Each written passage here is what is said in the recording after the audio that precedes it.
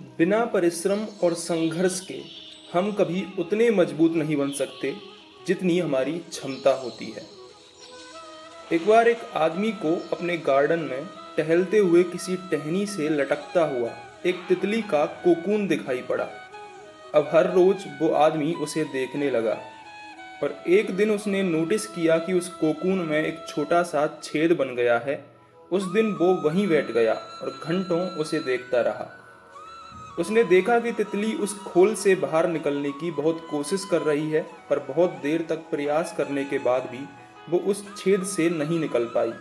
और फिर वो बिल्कुल शांत हो गई, मानो उसने हार मान ली हो। इसलिए उस आदमी ने निश्चय किया कि वो उस तितली की मदद करेगा। उसने एक कैंची उठाई और कोकून की ओपनिंग को इतना बड़ा कर दिया कि वो तितली आसानी से बाहर निकल सके। और यही हुआ।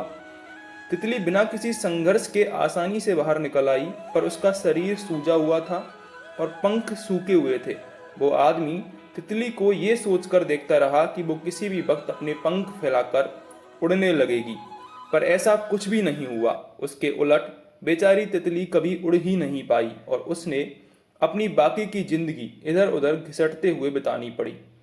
वो आदमी अपनी दया और जल्दबाजी में ये नहीं समझ पाया कि दरअसल कोकून से निकलने की प्रक्रिया को प्रकृति ने इतना कठिन इसलिए बनाया है ताकि ऐसा करने से तितली के शरीर में मौजूद तरल उसके पंखों में पहुंच सके और वो छेद से बाहर निकलते ही उड़ सके।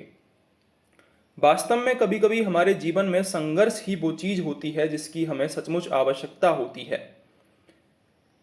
यदि हम बिना किसी स्ट्रगल के सब कुछ पाने लगे तो हम भी एक अपंग के समान हो जाएंगे। बिना परिश्रम और संघर्ष के हम कभी उतने मजबूत नहीं बन सकते जितनी हमारी क्षमता होती है। इसलिए जीवन में आने वाले कठिन पलों को सकारात्मक दृष्टिकोण से देखिए। वो आपको कुछ ऐसा सिखा जाएंगे जो आपकी जिंदगी की उड़ान को पॉसिबल बना पाएंगे।